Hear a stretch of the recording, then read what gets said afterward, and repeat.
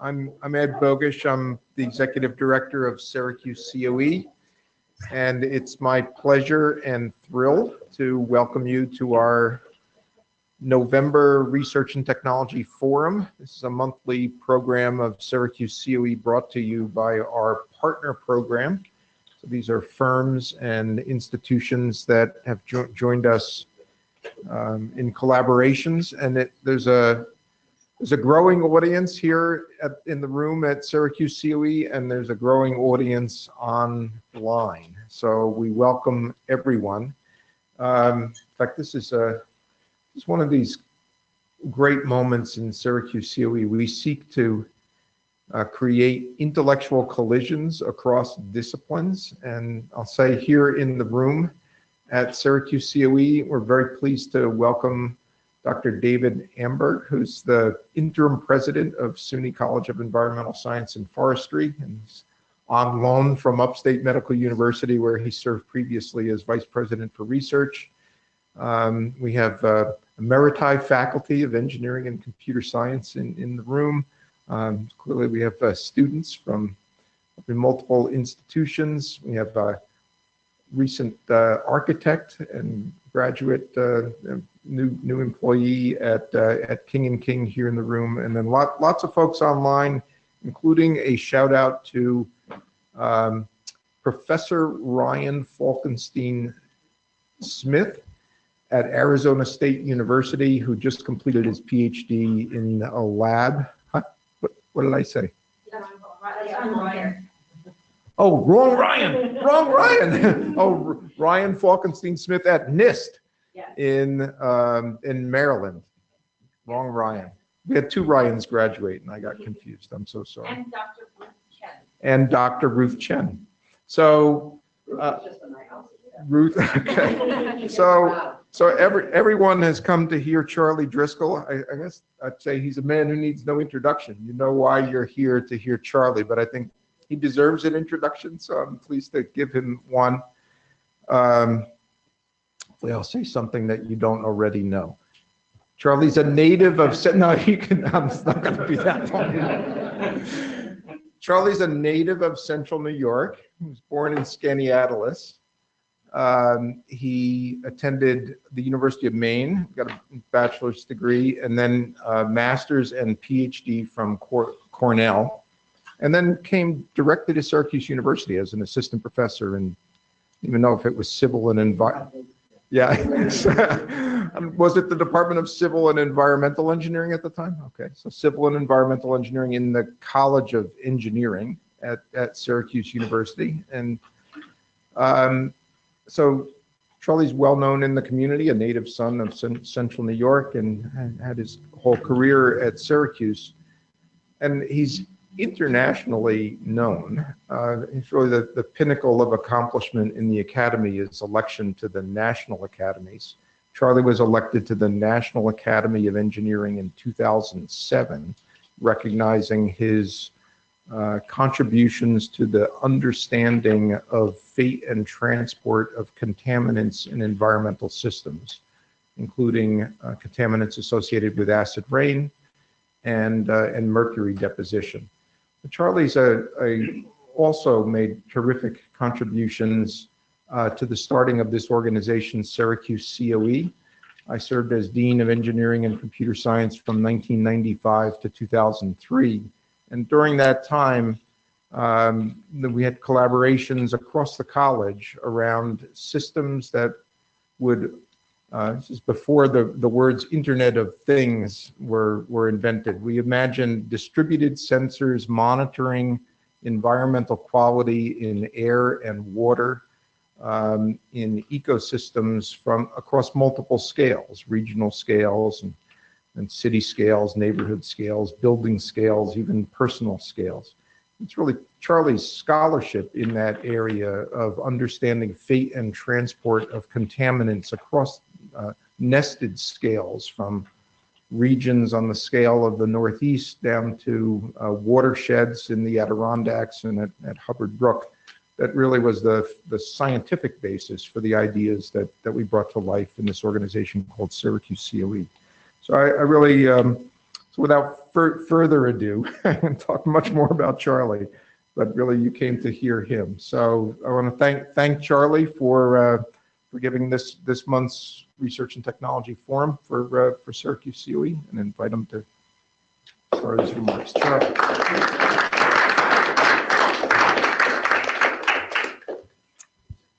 Good afternoon. I'm happy to be here, and thanks for the nice introduction. I do have to correct Ed, though. I'm not really a native son. I was born in New Hampshire, and I didn't go to high school in Skaneateles. I went to high school in Marcellus. Those are fighting words between Marcellus and Skaneateles, too. I hope that didn't get out on the internet. I could be in trouble, you know. But anyway, we'll see. I'm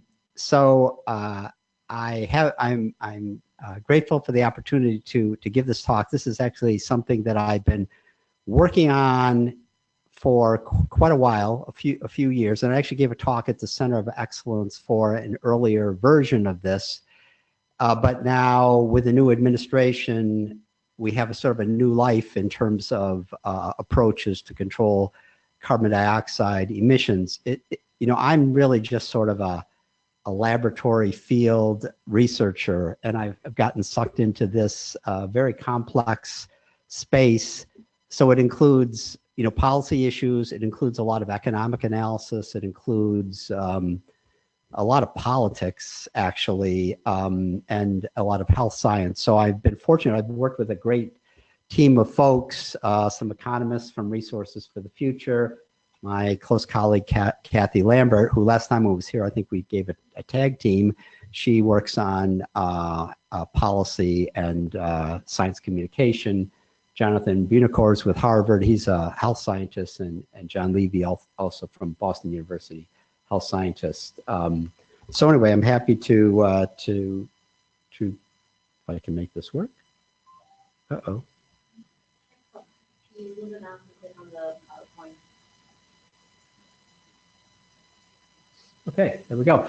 All right, so this is how I've got this broken up. First, I'm going to give you a little bit of background information, sort of the backstory and history of the components of this, the thinking and the need for carbon management. And then I'm going to contrast these two policies. The first is the Clean Power Plan, which was developed in the Obama administration, and then most recently, only a few weeks ago, a alternate plan called ACE, or Affordable Clean Energy, was proposed by the Trump administration. And then for yucks, I'm going to talk about a third option, which is actually an option that I like a lot, carbon tax, but I'll talk just a little bit about that. And then I'm going to summarize some work that we did in the past and talk about that in the context of the future of what is proposed with the Trump plan, just to close things out. So background information, and you have to bear with me because a lot of this is a challenge to me because I'm well beyond my technical expertise in a lot of this. But anyway, so this is a little bit of a backdrop. This shows trends in energy consumption by sector and by fuel, and the left side is by sector, the right side is by fuel. So this is a time series from 1990 up to present. This dashed vertical line is towards me, to the left is the past, over here is the future projections. So you can see that electric power is a big part of energy use, the dominant part, and then transportation is another important sector. I'd like you to focus, though, on the right, and this always I find remarkable, how our energy use has just completely turned upside down over the last decade or so. So you can see the distribution by quantity of fuel consumption. So we use a lot of liquid petroleum, but if you look here, the distribution between natural gas and coal, starting around 2008, 2009, natural gas has just taken off and coal has really gone down a lot. And also a component of this, it's lower, but it's ramping up rather fast, are renewables. Those are shown in green. So that is something that I think we need to keep in mind throughout this. So there's an energy transition that's been going on. It's very strong. It's driven by economic considerations, and it's a big part of our carbon management. These are estimates of carbon dioxide emissions from 1990s up to present, and you can see these are the blue is the percent changes, and the absolute values are shown in the brown line up here. So you can see through the 90s up to the mid 2000s, we were tooling along with an increase in carbon dioxide. And then through, I think, largely a lot of the economic considerations that we talked about, the Great Recession, there's been a drop since that time. Okay, a little bit of background on carbon policy. So carbon dioxide historically has not been an air pollutant because there was not recognition of health effects associated with carbon dioxide. But there was a case brought by the state of Massachusetts that went to the Supreme Court.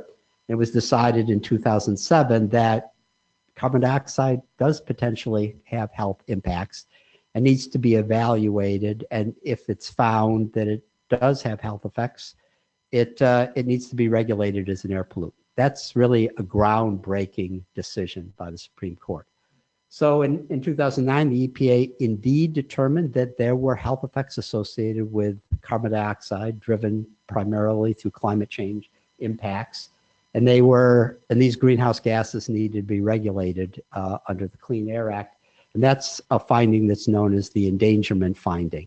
And so that was a very important decision.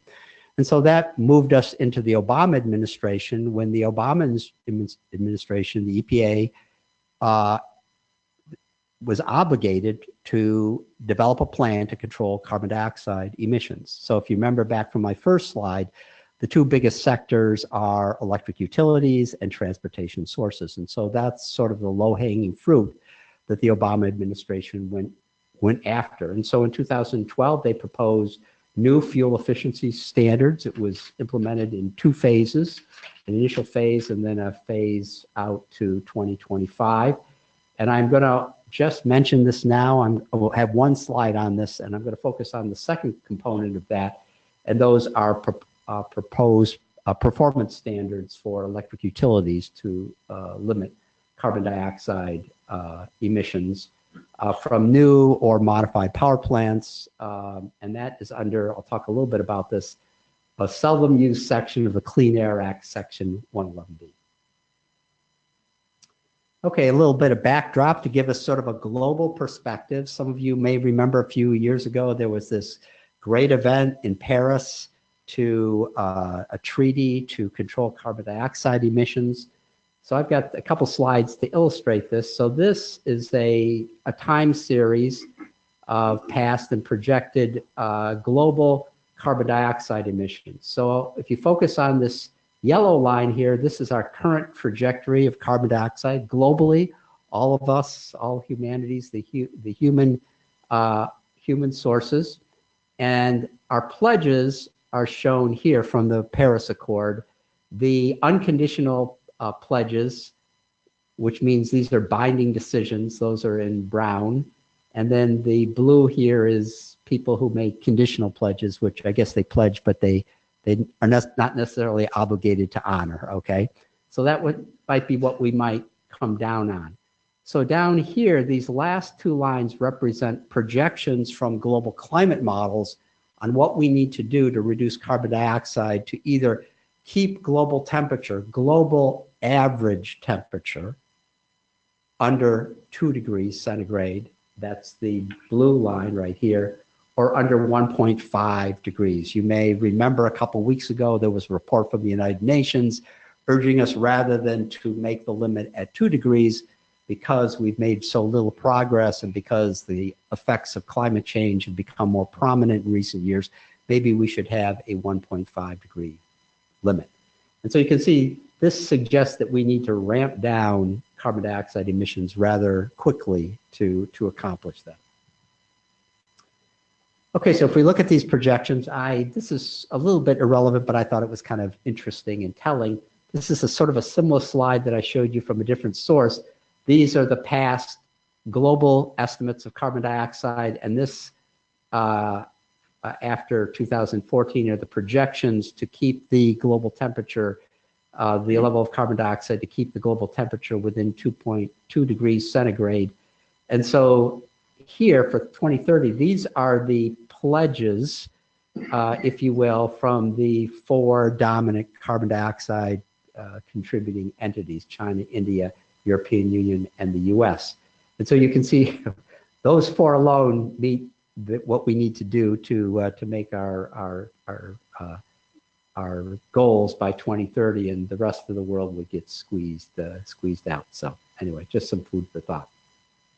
Okay, so I mentioned that I was going to just talk very briefly about the fuel efficiency standards. This is a time series of miles per gallon from the 70s up to the present and on into the future.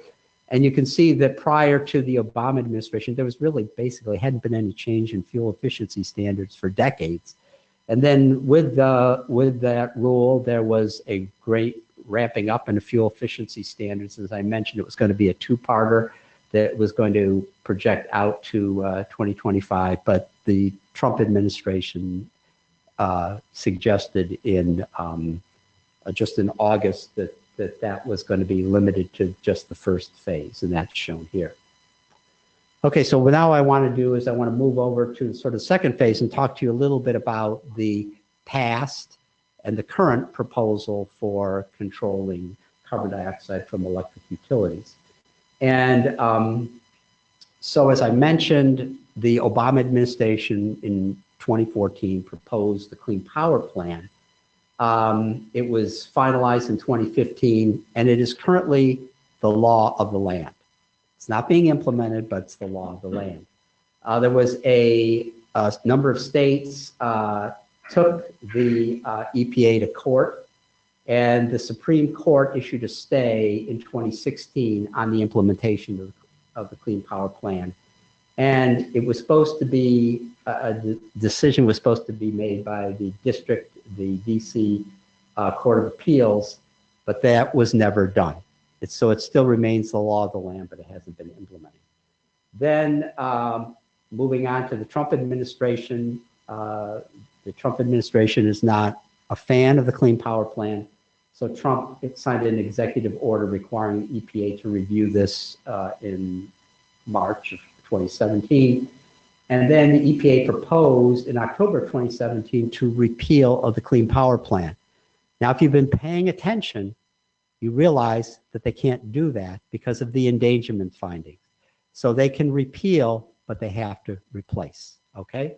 So going back to the drawing board, the EPA then, this past August, proposed to replace the Clean Power Plan with ACE, the Affordable Clean Energy Plan, and that is being discussed now.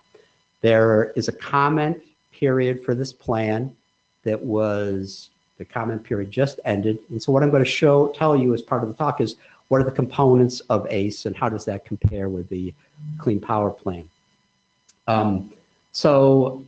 Before I do that, I want to talk a little bit about this obscure section of the Clean Air Act, Section 111D. There's really little precedent for using this, and it's a little different. It doesn't, most components of the Clean Air Act are trying to achieve a certain air quality standard, and that's not the case in terms of the greenhouse gas, because that does not have direct health effects on people. It has effects through climate change and changes in ecosystem function. So the idea is for the states to use the best system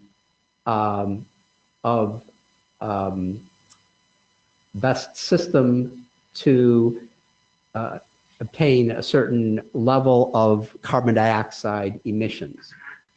Now, so the best system of emission reduction. So there's some debate. In fact, the cases in the courts debate, what does this mean, a system of emissions? And so the Obama administration suggested that it includes a whole suite of options. It could include improving the efficiency, bless you, of individual power plants. It could include shifting from rather coal-intensive fuels like coal to natural gas, which is less carbon intensive. It could include transitioning to zero emission power sources such as renewables or nuclear energy. And an important component of that was providing incentives for energy efficiency. So we don't use fuel, we just are more efficient at using what we have. And so that's the Obama administration plan. The groups, the states that challenged this suggested this was an overreach by the EPA interpreting the law.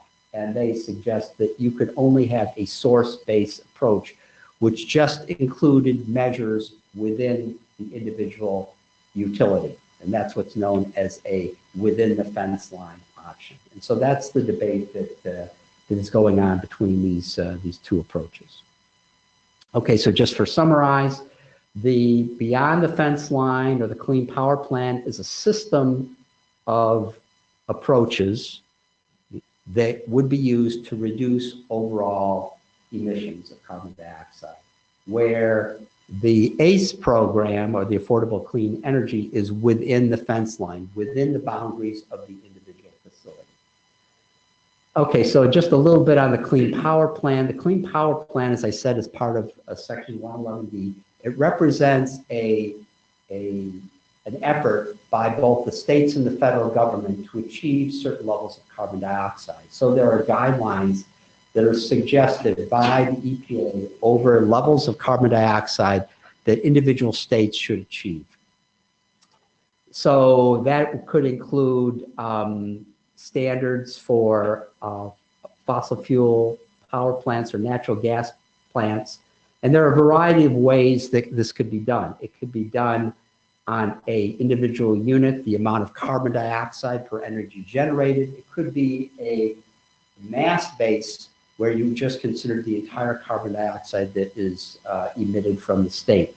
There were options, as I said, in incentives for energy efficiency. There were options for trading within a state or trading across states.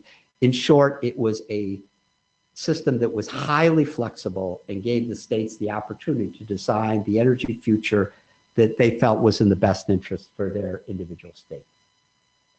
So this is some propaganda from the EPA at the time about what were the benefits of the Clean Power Plan. So carbon dioxide is bad. Clean Power Plan is going to reduce emissions 32% from 2005 values to 2030. There would be tremendous health benefits, and those health benefits are associated with the coal pollutants associated with primarily coal. So reduced childhood asthma attacks, decreased heart attacks, about 3,600 premature deaths would be avoided.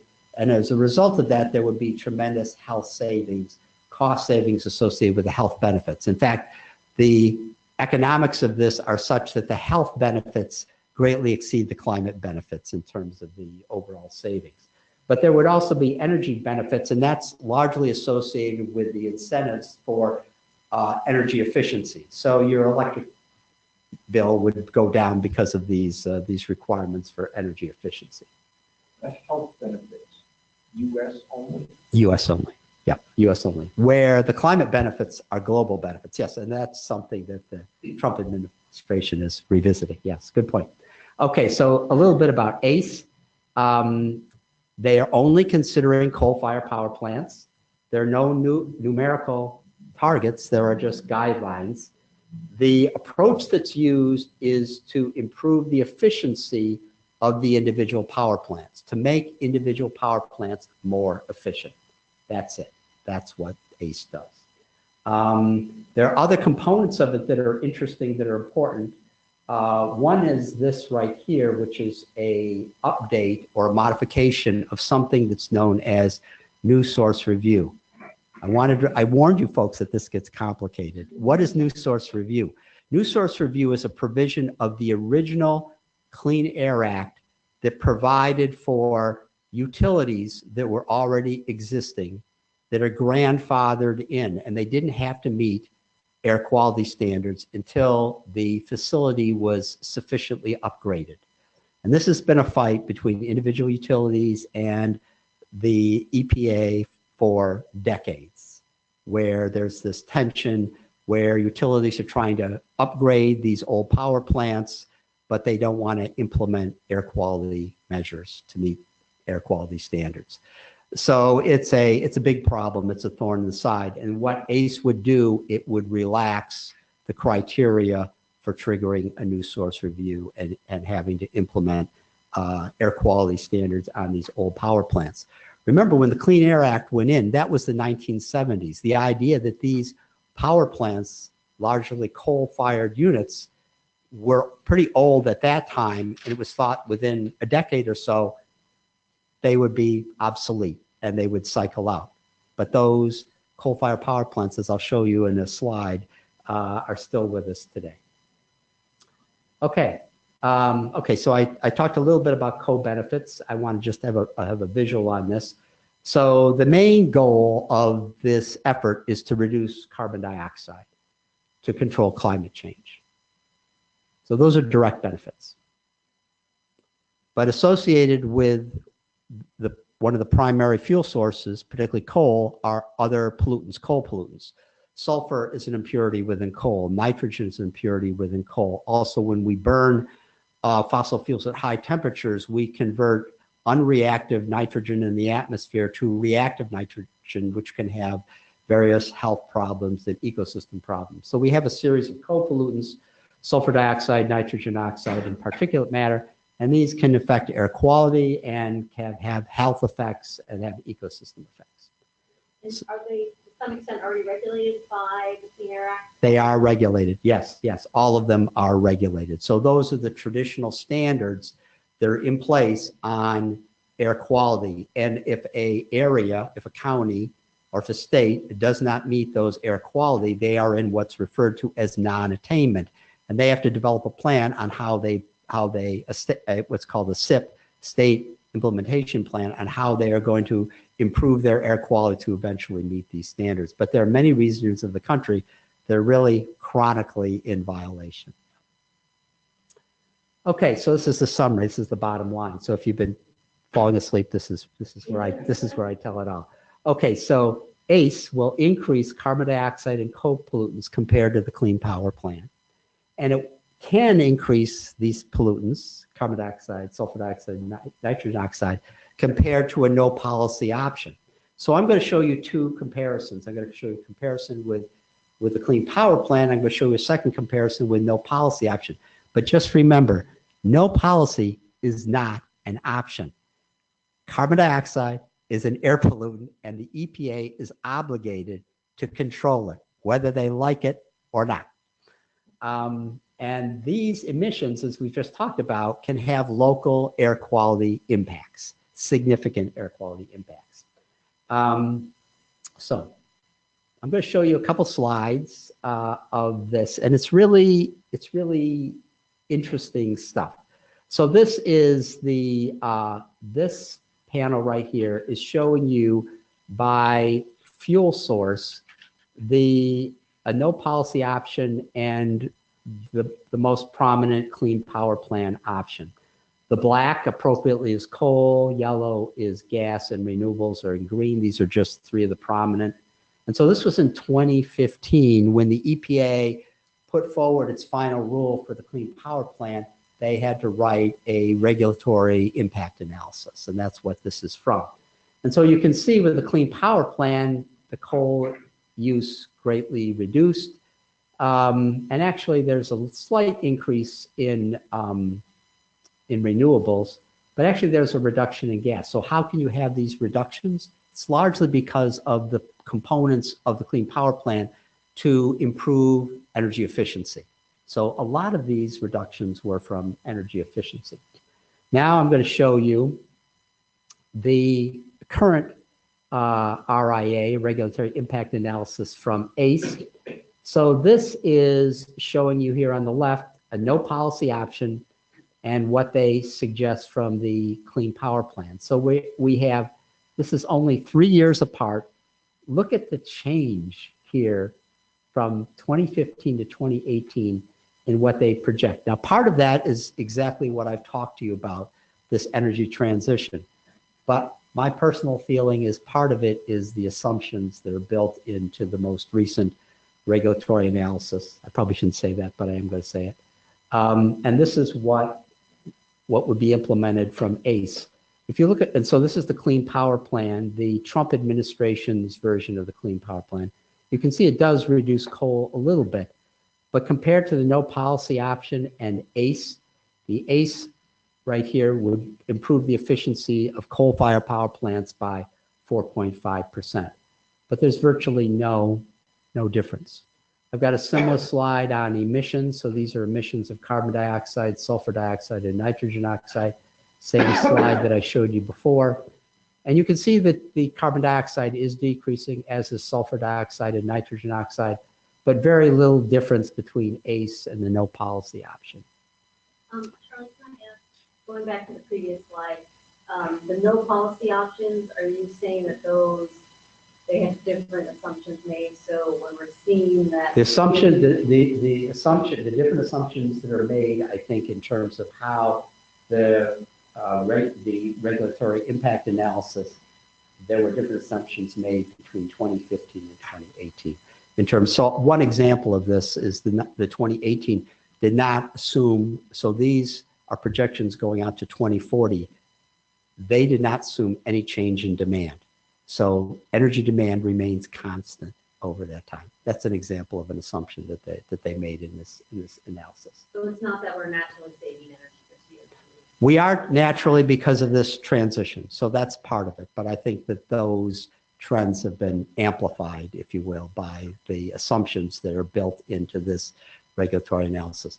But I think the bottom line is the difference between carbon dioxide with no policy versus what's ACE nationally is 0.7%.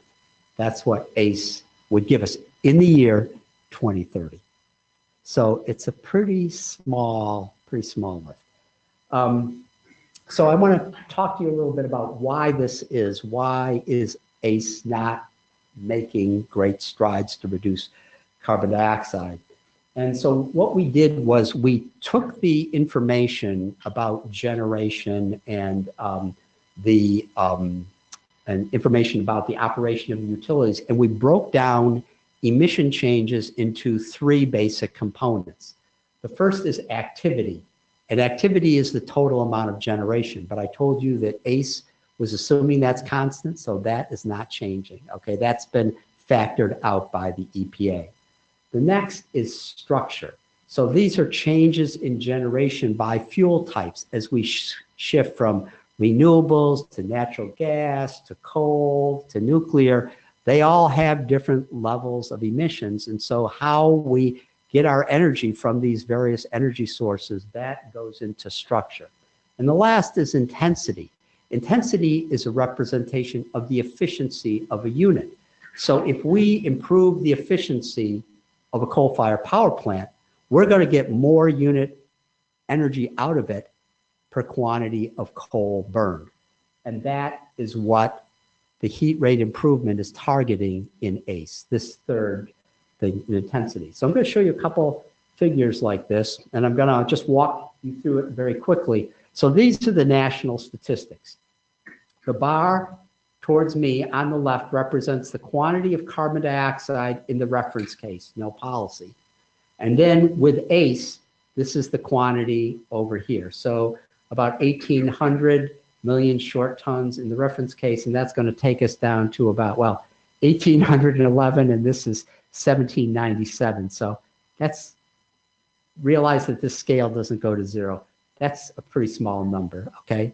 That's actually 0.7% that I was telling you about. Okay, so this is total generation. It doesn't change much. There are some shifts by buying and selling to Canada. That's what there's a little change there. Okay, so this is the generation. This is the emission intensity right here. This is the efficiency of the power plant drives the carbon dioxide emissions down, about 47.4 million short tons. But this change in generation mix offsets that. So what is going on here? What is going on here is coal-fired power plants are being made more efficient. You would think that's a good thing, and it is a good thing. But the effect of that is that these coal-fired power plants are burning longer periods. And when they burn longer periods, because it's a high emitting coal, they have a rebound effect. They result in greater total emissions. So of that 47 that is a benefit, 32 of it is not realized because additional time the coal-fired power plants are operating. And not only that, the longevity of these coal-fired power plants is going to be probably extended. So if we look across these states, these are changes in emissions of carbon dioxide of ACE compared to the Clean Power Plan, and here compared to no policy. If a state has a yellow color or an orange or a red color, that is actually an increase in carbon dioxide, okay? So you can see that compared to the Clean Power Plan, a lot of states are increasing, some states are increasing a lot. And even with the no policy option, there's quite a few states that are showing increases in carbon dioxide. Remember, our goal is to decrease carbon dioxide. That's the overall objective. Okay, so these are some summary statistics. 32 states under ACE are increasing coal generation. 18 states in the District of Columbia increasing carbon dioxide in 2030. And the biggest of the states was Maryland with an 8.7% projected increase in carbon dioxide from this.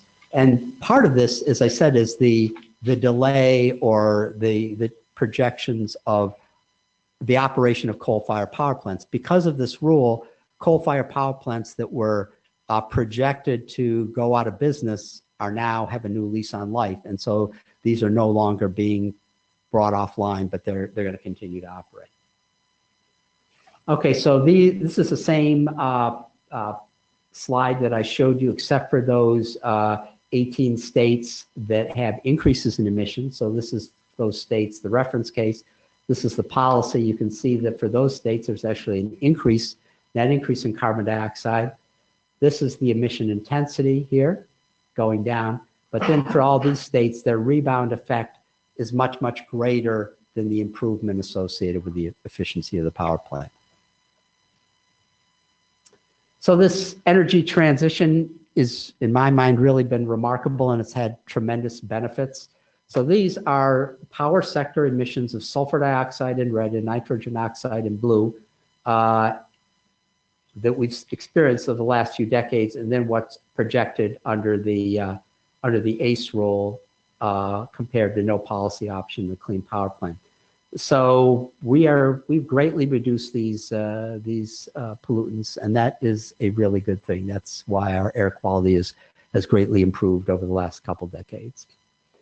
So looking at these other co-pollutants, sulfur dioxide and nitrogen oxide, these are state maps comparing the sulfur dioxide emissions under the Clean Power Plan with ACE and no policy versus ACE. And again, a yellow, orange, red represents an increase in emissions. And you can see that with ACE, there will be higher emissions of sulfur dioxide. Sulfur dioxide forms particulate matter. It has significant health impacts.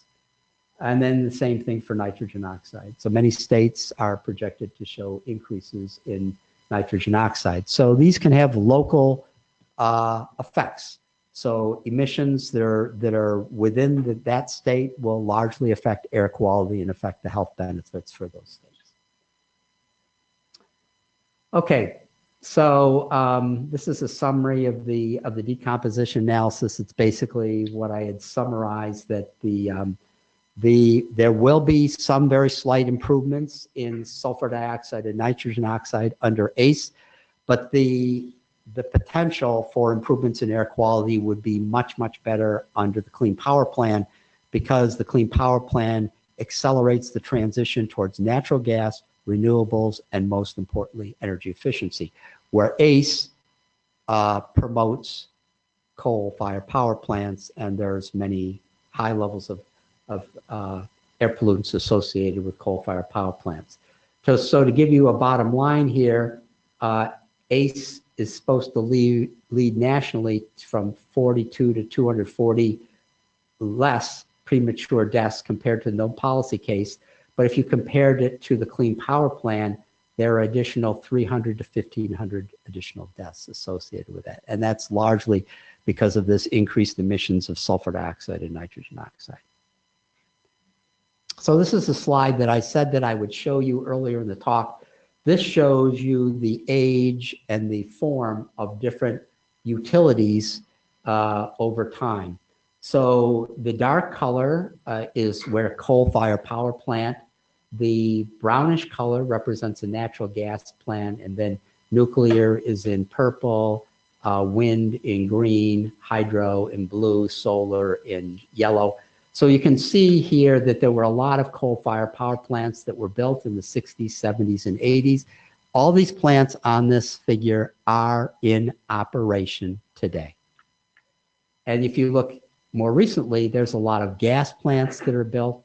There's a lot of wind facilities and solar that are prominently being built today.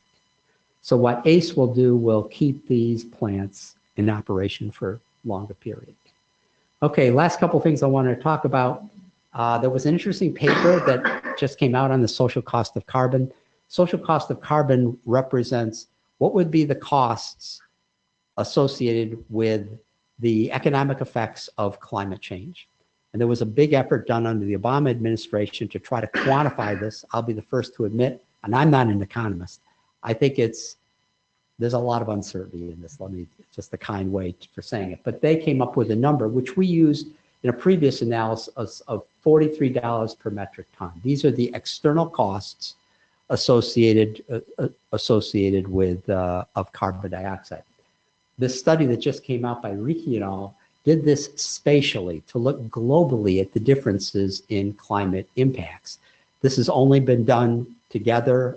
It is a lump value globally, but now we have a distributed value based on the GDP of various countries related to their climatic patterns. And so these are the values right here. The highest is India, $86 per ton. US is second with 48, which is actually pretty close to this value. Saudi Arabia is next with 87. Not all countries have a net negative effect. There are several countries that have net benefits. So this is a map of the world. The blues are ones that actually make money off of carbon dioxide from climate change. There are net benefits associated with their economy. Places like Russia, Canada, Northern Europe. All the other colors have a net negative. The darker colors, browns and reds, are the countries that have the biggest cost impacts. So there are these very interesting plots that these authors put. So this shows these individual countries by the share of their carbon dioxide emissions versus their share of the cost. This solid line here represents the one-to-one line. So the countries down in this area are the losers, or the winners, excuse me, and the big losers are up here in this space. This shows the bigger players like the US, China, and India. This little box right here is a blow up right here that you can see many other countries. So you can see like the UK, Germany, Canada, they're all in blue colors. They are having net benefits associated with climate change. So anyway, so I mentioned that we did this a couple of years ago where we looked at these three policy options before the Clean Power Plan was actually implemented, to try to look at how they would fare in terms of the overall benefits. So we had a reference case, and we had a scenario one like ACE, which was a power sector scenario. Scenario two, very similar to the Clean Power Plan, which was a system-wide approach that allowed for trading and energy efficiency. And then the third one was a carbon tax policy. And so what we did was we ran an economic model to try to get information on emissions, which we put into an air quality model. And then we looked at health benefits and ecosystem benefits. So I'm not gonna, I've already given this talk, I don't want to give it again, but I thought it would be useful to show you on this space, these three policies. So this is sulfur dioxide. These are nitrogen oxide emissions averted from these policies. So these are pollutants that are bad, they cause health effects. And these are the estimated These are the estimated premature deaths avoided from certain amounts of carbon dioxide emissions that would be averted. So if we look at the Clean Power Plan, the triangles represent our estimates and the circles represent the EPA's estimates back in 2015. So we were sort of in the middle. This right here is ACE. So you can see there's very little removal of sulfur dioxide, very little removal of nitrogen oxide, very few premature deaths avoided. And then finally, the carbon tax, which is very good at removing carbon dioxide. It's less good. It's less efficient, I guess, in terms of doing these secondary, these co-pollutants. But there are advantages to the carbon tax approach. So I want to close. I know maybe what I've told you is a bit of gloom and doom. I don't want you to think this is completely a downer. I don't think it is. There's a lot of interesting things going on. There are a number of federal programs that are underway that, if implemented, could drive down these emissions even further. Although I have to give pause. Some of you may have heard of the mercury and air toxics rule, the MATS rule. That is actually going to be challenged. I've heard there's going to be a release from EPA. They would like to roll back that, even though it was implemented in 2011. It's already been in place, implemented by utilities. There's a whole bunch of state and regional actions that are underway. And the big driver, as I said at the beginning of the talk, is really the economic situation. And really, renewables are becoming very inexpensive, natural gas. And so coal is not as economically viable as it was historically. So if you look through, various states and cities with renewable energy standards and goals, there are a lot of states shown in dark blue here that have binding standards for decreases in carbon dioxide. And many cities, those are shown here, have standards. And a number of states have goals, voluntary goals, shown in the intermediate blue. So states are really being aggressive in some cases. And I think there is a fair amount of pressure on the federal government. So anyway, I appreciate your patience for late afternoon lecture. If we have any questions, I'm happy to try to answer the questions.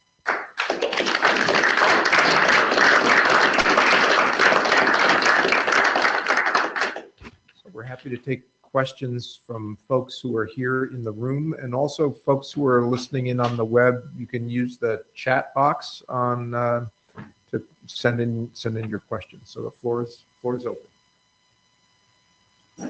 Oh, watch out, Cliff. So Charles, thanks very much. That really summarizes a vast amount of information in a very, very short. Well, you're a very good audience because it's very, very complex. Covers a lot of bases. Yes. Yeah. Okay. So with regard to things like the heart attacks avoided and health benefits and so forth, those are of course modeled. Correct. With all kinds of assumptions, and they're pretty tenuous assumptions that have to be made in order to come up with those. And I don't think they're that tenuous. I think that this is why I have these health scientists. I think we use very, very conservative assumptions. I mean, only epidemiologic studies that were highly vetted with very clear endpoints. And I agree that there's a lot of uncertainty. If you go back to this plot, the error bars are pretty big for the health benefits. But I think that if anything, those are lowball assumptions, because I think that we rigorously looked at these studies, and these are similar studies that have been adopted by EPA in terms of applying epidemiological models to assess and I'm just showing you premature deaths avoided because that's the biggie, but there's a whole series of health indicators that we evaluated. For sure. I guess my question here is, those assumptions are identical for ACE and for CPP and everything else, right? There's no. They are. There's a model. Oh, you mean from, yeah, I see where you're coming from. So there is a model that is used called BEDMOT, BenMap. It's an epidemiological model. And so our estimates of the health benefits and the EPA's estimates. Now, I have to say that what the EPA did and what we did were somewhat different. So we used a very fine spatial scale analysis. So we used a 12-kilometer grid and looked at local scale impacts and applied the model to those local scale impacts using county level population estimate. The EPA used a much coarser space. So I frankly think our numbers are quite a bit superior to the EPA's numbers because they used a very coarse spatial scale where we were able to look at fine scale and then sum that up over the whole country. Great, thanks. Yeah, Dimitar. Richard, I was thinking when you presented the affordable clean energy plan, is there an estimate of how the plan will affect the cost? Or would it, assuming there's no change in usage assumed, would the cost for 1 hour change?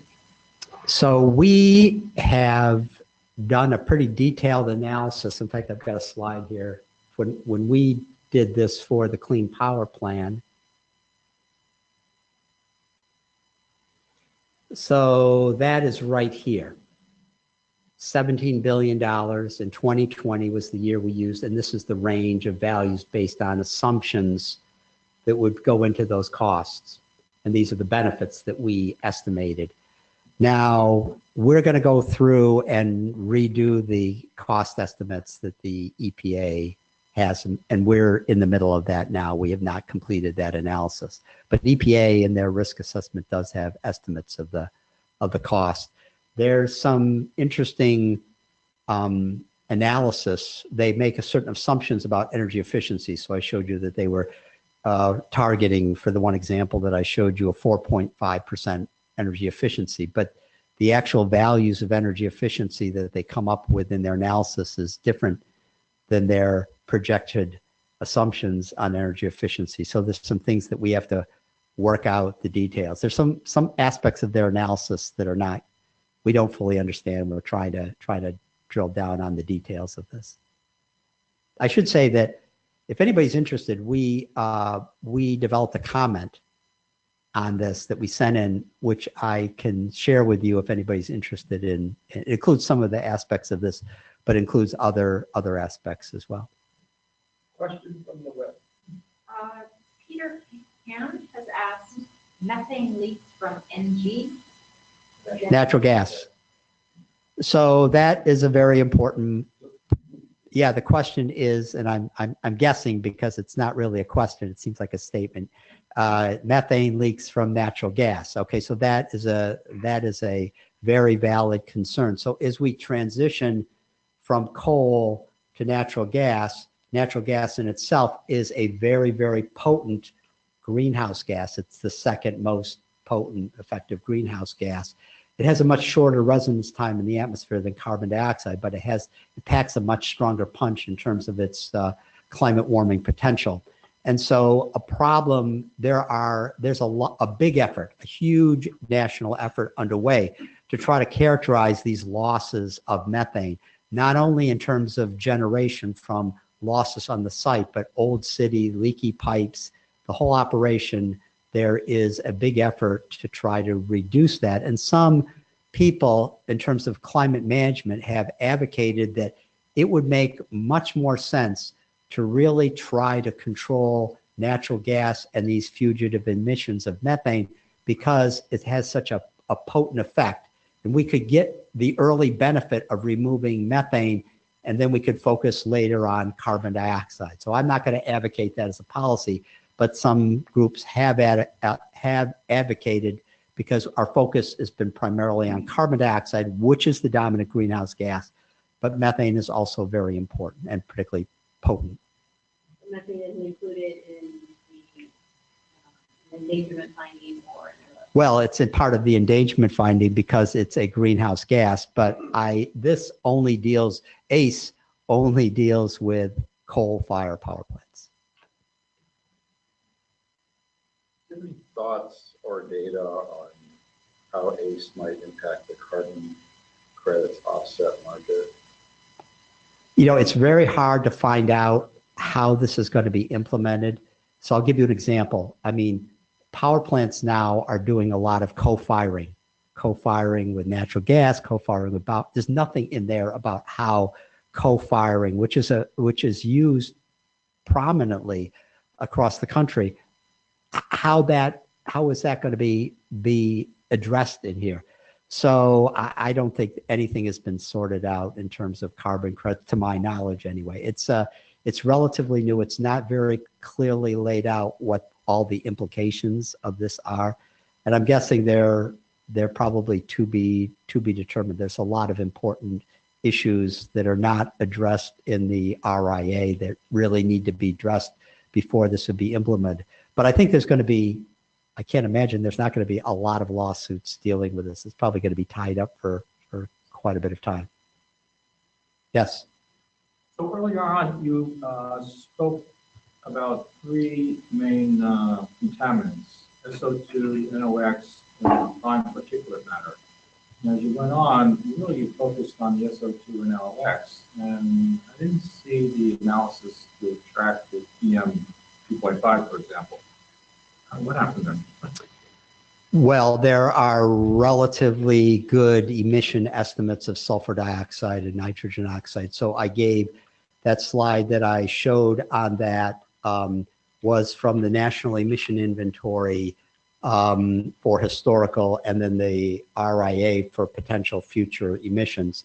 The direct particulate emissions, so if we burn coal, there are particulate emissions that go off and are very important in terms of maintaining air quality. So I could put in measurements over time of PM 2.5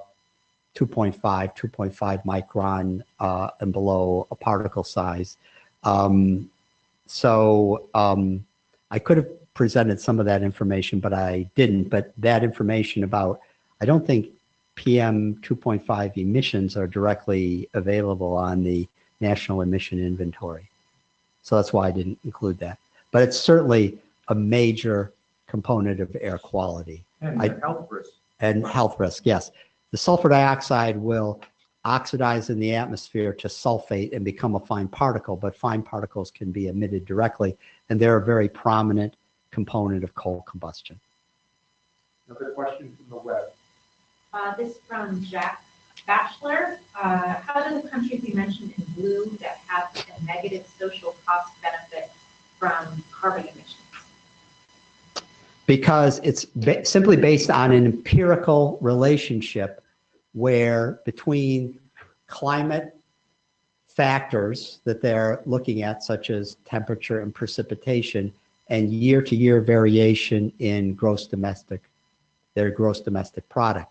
So those countries, as they have they do better under warmer temperature or under greater precipitation.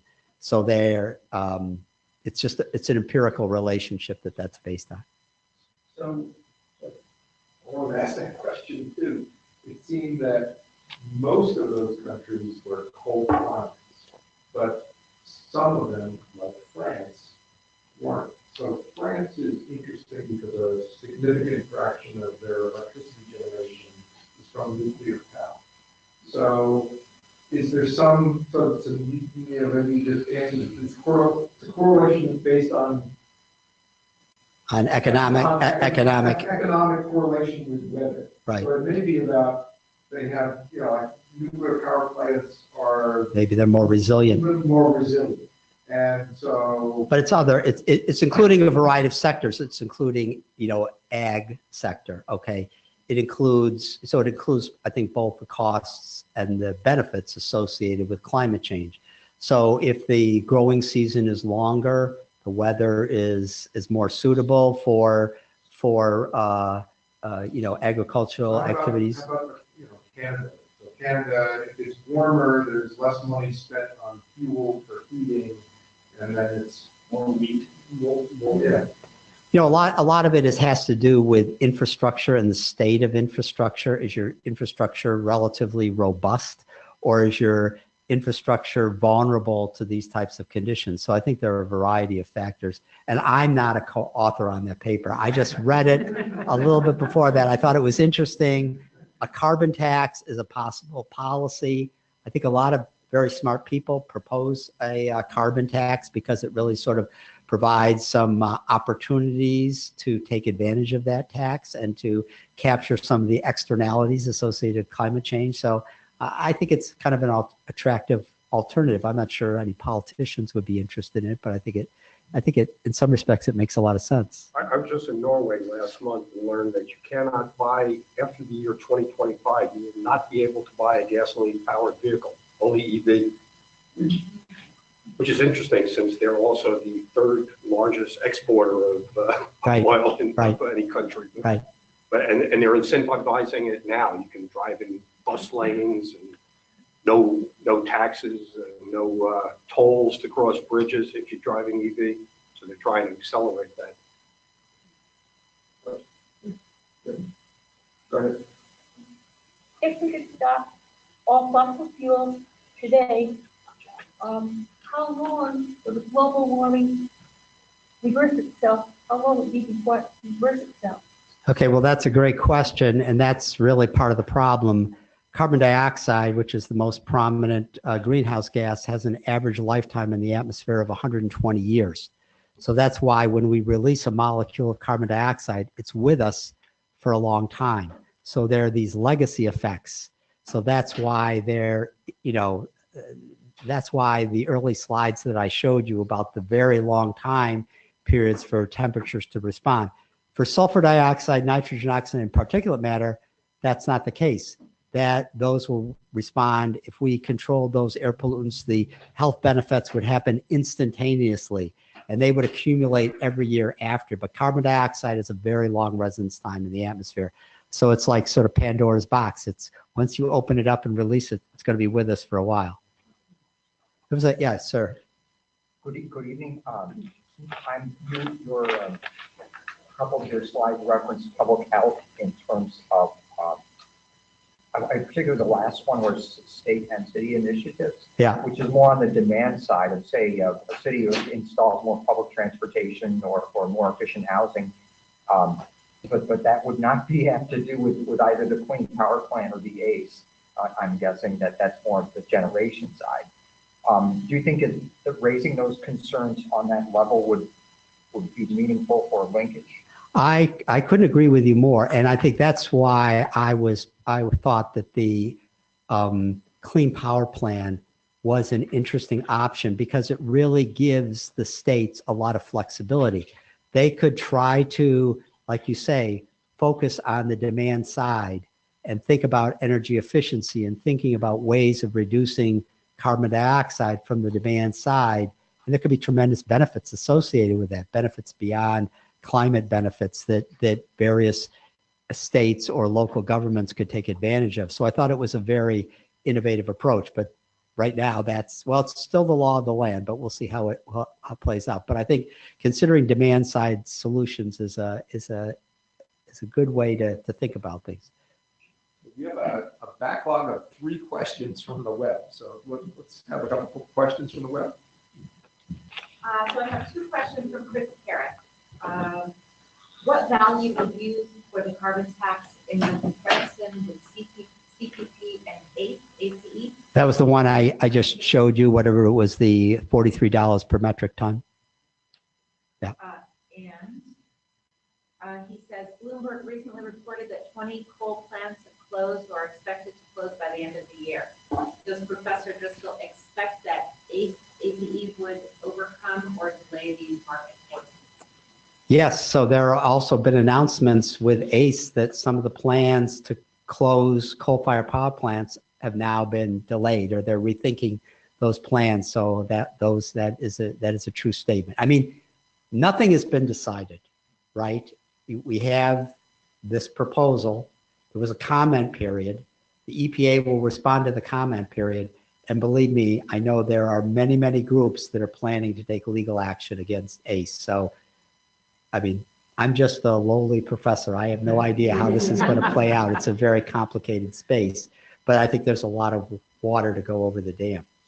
some interesting observation from your graph about the rise in natural gas plants and the decline in use of coal. That's simply economic. Yes. Right? Simply the cost of gas. Right. Low cost of gas in relation to the cost of coal. That's Correct. what drove that. Correct. Market was. Correct. Correct. One more, from Parthenia Garavi. You mentioned the issues concerning the estimates of methane escaping, processing, and transport, and entering the atmosphere. How important do you think those models are going to be in creating policies for the next few decades? And do you think these models will even be finished in time to provide enough information for effective action?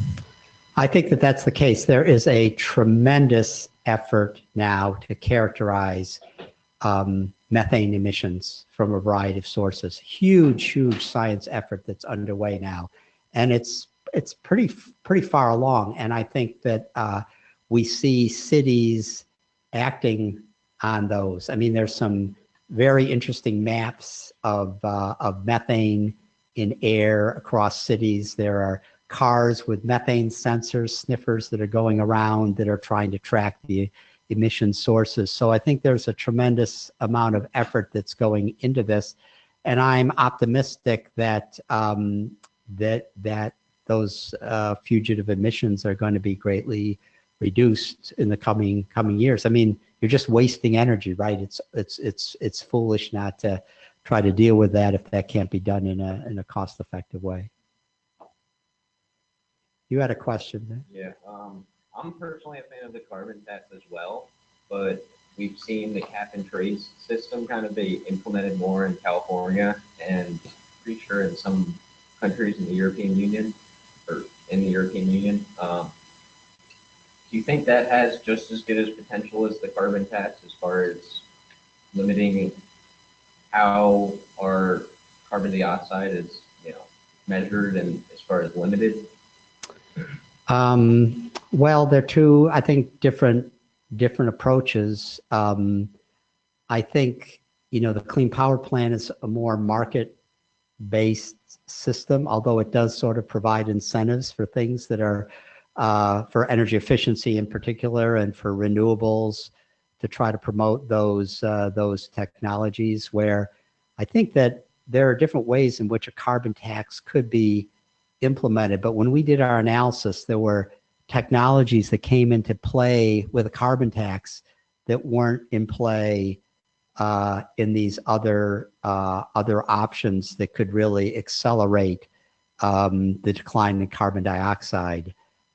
So I think there are, I don't think it could ever be implemented, but I think if we wanted to get serious about carbon, which I, for one, think we should, I think that would be a good way to go. I think we could do a lot with those resources. We could invest in cities, in energy efficiencies, in more livable space in cities, greater public transportation. I think it opens up a whole series of options available to us that are only going to occur incrementally without it. One more from Chris Parrott. Why is the carbon tax less effective at reducing levels of co-pollutants such as NOx? So in our analysis, it was largely driven by carbon capture technology, which is extremely expensive and prohibitive, which removes carbon dioxide but doesn't remove these co-pollutants as effectively. But besides the ocean absorbs CO2, and has any inventors figured out another way to do it? Well, that's an interesting question. There are a variety of approaches. I didn't realize this till I got a call some months ago, but there are provisions in the Paris Accord to try to look into technologies to accelerate carbon capture. But certainly land is a net carbon sink. The trouble is, as we get higher and higher levels of carbon dioxide, the ability of the oceans or the land to absorb carbon dioxide is diminishing. So an increasing fraction is going into the atmosphere. So we have had some benefit. You could argue maybe not with ocean acidification because of high carbon dioxide, but at least it's reduced the amount in the atmosphere. But that's, as we get higher and higher levels in the atmosphere, the degree to which it goes into land or ocean is diminishing. And actually, I want to talk to Chetna about a technology that I didn't even realize that I was using to try to sequester carbon dioxide. But yeah, there's a lot of people that are looking at ways of accelerating the removal from the atmosphere. But the traditional hard technologies are pretty costly.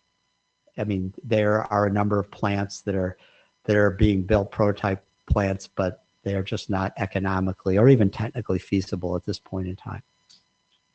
I'm gonna take Charlie off the hook for questions here. We have here at SyracuseCoE, we have refreshments outside the door. Maybe Charlie will hang around for a while and we can ask him questions one-on-one. I want to thank everyone here for joining us, and thank everyone who joined us via the web. Our next Research and Technology Forum is on December 12th. We're going to take you to Florida, right here in Syracuse. Bill Chadwick from Carrier is going to give a presentation on Carrier's new Center for Intelligent Buildings, which they just completed in Florida. Bill was part of the design team, and he's going to talk about that building on December 12th. And afterwards, we're going to have a little holiday celebration. So we invite you all to return on December 12th for that R&T forum. I want to thank Charlie for giving a great forum today.